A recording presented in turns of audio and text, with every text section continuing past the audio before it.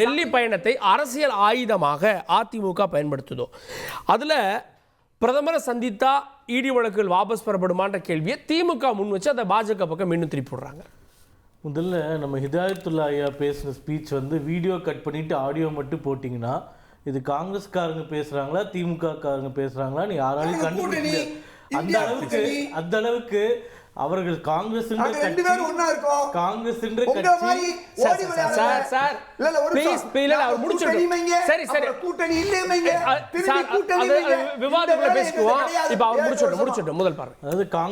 கட்சி அவர்களுடைய ஒரிஜினாலிட்டின்ற ஒன்றை இழந்து திமுகவோட கரைந்து விட்டது அப்படின்றத நம்ம புரிஞ்சுக்க முடியுது. இரண்டாவது, இப்போ அதிமுக வந்து திரு ஸ்டாலின் அவர்கள் டெல்லிக்கு போகிறாரு பேசுகிறத பற்றி விமர்சனம் பண்ணுறாங்கன்னா அதற்குன்னு ஒரு நெடுநீண்ட வரலாறு இருக்குது.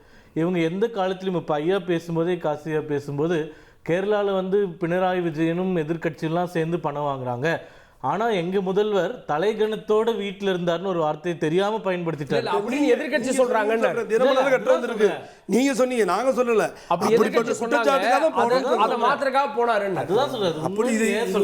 உண்மைன்னு சொல்லல, அப்படி பேச்சு இருக்கு, அதுக்கு பதிலுக்கு நாங்க எடுத்துருக்கோம். புரியுது. நான் இப்போ நம்ம உதாரணமா சொல்றேன், இப்போ இவங்க வந்து டெல்லிக்கு போறாங்கனாலே இவங்க என்னைக்குமே தமிழக நலனுக்காக போனதில்லைன்றது வரலாற்று உண்மை.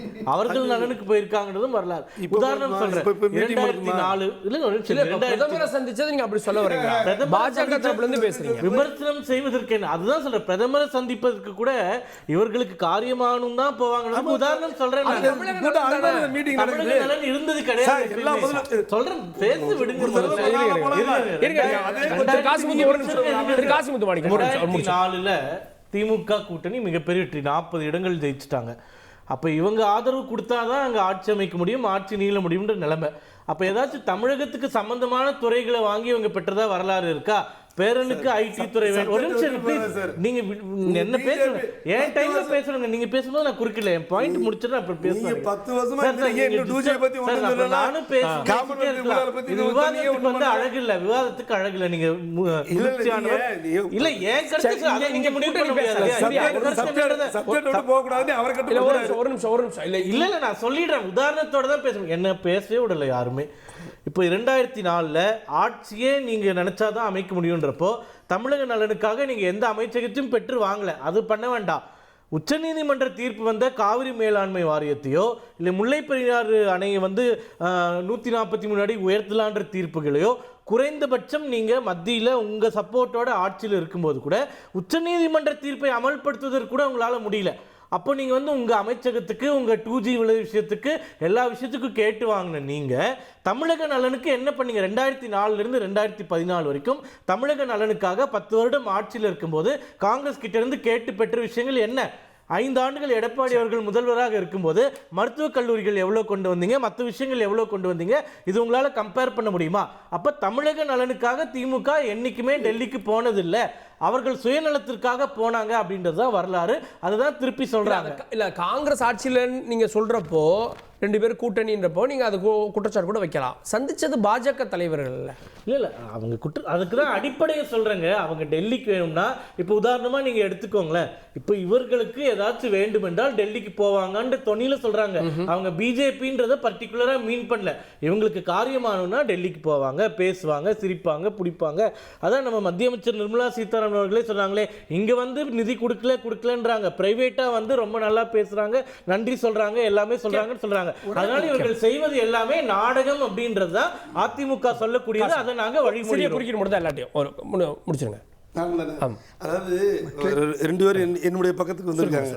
தங்கச்சி சொல்லும்போது சொன்னாங்க, ஆளுங்கட்சியாக இருக்கும்போது ஒன்றா பேசுவாங்க, எதிர்கட்சியாக போது ஒன்றா பேசுவாங்க திமுகன்னு சொல்லி சொன்னாங்க. நாங்கள் எதிர்கட்சியாக இருக்கும் போதும் எங்களுடைய உரிமைகள் பாதிக்கப்பட்டால் குரல் கொடுக்கறது பழக்கம். இங்கே வந்து கவர்னர் வந்து பன்வாரியில் வந்து ஒவ்வொரு இடத்துக்கு அலுவலகத்துக்கு போகும்போது அப்படி போகக்கூடாதுன்னு கருப்பு குடி காமிச்சு மோடி அவருக்கு பிடிக்காத மாசு விட்டு மாடிங்கிற அளவுக்கு மூத்திர சந்தில போறவருக்கு எதிர்ப்பு தெரிவித்தோம். அது ஒன்றும் மாற்று கிடையாது. ஆளுங்கட்சியா இருக்கும்போது நாங்க அப்ப வந்து வெறும் அகப்ப, இப்ப வந்து பருப்போட அகப்ப கொஞ்சம் நிதானமா போறோம். அதே நேரத்தில் உங்கள்ட்ட முதல்ல ஆரம்பத்தில் இறங்கி தான் நாங்க போனோம். சரி. என்ன ஒரு நிமிஷம் இறங்கி போனோம். எப்படி இறங்கி போனோம்னா நீங்க வந்து யூனிவர்சிட்டியில வந்து பட்டமளிப்பா வந்தா வரிசையில் நின்று தளபதி வந்துகிட்டு கவர்னர்ட்ட கொடுக்குறாரு. நீங்க வந்து செஸ் விளையாட்டு போட்டிக்கு வந்தீங்கன்னா பக்கத்துல வந்து எல்லாம் எடுத்து கொடுத்துருக்காரு.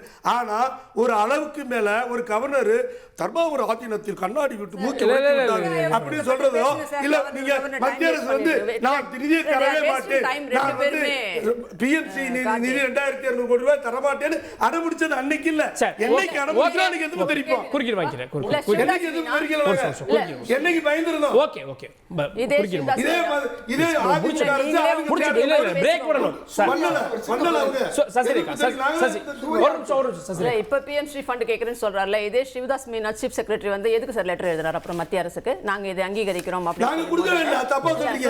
இல்ல இல்ல அன்பில் மகேஷ் அவர்கள் வந்து மினிஸ்டர் அவர் லெட்டர் காட்டுறாரு. இல்ல இல்ல அதான் சார் ராம்சாங்க அப்புறம் ஒத்துக்குனீங்க அப்புறம் ஒத்துக்கல. என்ன ஒத்துக்கவே இல்ல நீங்க ஒத்துக்கல நீங்க சொல்லிட்டு நாங்க என்ன பண்றது. இவங்களுக்கு எப்பவுமே எதிர்க்கட்சியா இருக்கும்போது இப்ப கவர்னர் பத்தி எல்லாம் பேசினார்ல, சட்டையை கிழிச்சிட்டு ஓடுவீங்க கவர்னர். அப்ப நீங்க சேலையை கிழிச்சு விட்டு சேலையை கிழிச்சு நீங்க சட்டத்தை வந்து சேலையை கிழிச்சிட்டு ஆட்சிக்கு வந்த பின்னாடி நீங்க என்ன பண்ணீங்க? விவாதமா இவங்க மேடை ஆயிடுது. இல்ல இவங்களோட பிரேக் இல்ல ஆட்சி அப்ப நீ வந்து இல்ல இல்ல சொல்றீங்க நீங்க இப்ப வாதத்தை மட்டும் வைங்க அதை விட்டுட்டீங்க. ஓகே ஆட்சி வந்துட்டாங்கன்னா பிரதமர் வந்தாருன்னா பட்டு சட்டை போட்டுட்டு போய் அவரை வரவேற்பாரு. அப்போ வந்து நீங்க கருப்பு பலூன் விட்டீங்களே, இப்ப வெல்கம் மோடி இப்ப வெள்ள கூட ஏறிட்டு எல்லாமே எதற்காக தெரியுமா? இப்ப போகல எதற்காக தெரியுமா?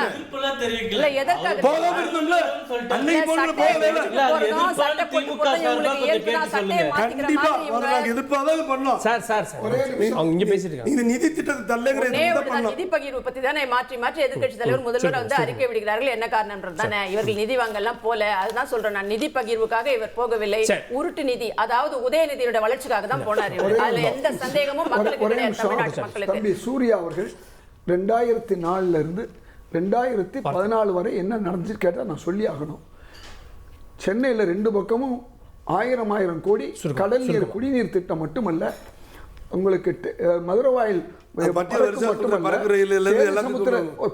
சேது சமுத்திர திட்டம் மட்டுமல்ல, இன்றைக்கு டெட்ராய்டு சொல்லக்கூடிய அளவுக்கு தமிழ்நாட்டை உருவாக்குறதுக்கு அத்துணை கார் கம்பெனிகளுக்கு அனுமதி திமுக கேட்டதுமெல்லாம் கொடுத்தது மட்டுமல்லாம ஆசியாவிலே கார் டெஸ்டிங் சென்டர் மக்களுக்கு தெரிய வேண்டிய செய்தி. கார் டெஸ்டிங் சென்டர் வந்து முத்துமாணிக்கம் உங்களுக்காக பேசிட்டு இருக்கேன். கார் டெஸ்டிங் சென்டர் உள்பட நோக்கியா செயின்கோவில் இவ்வளவு விஷயங்கள் 2014 வரை என்ன செஞ்சாங்க? தமிழ் மொழியை செம்மொழி ஆக்குறாங்க. இவ்வளவு விஷயம்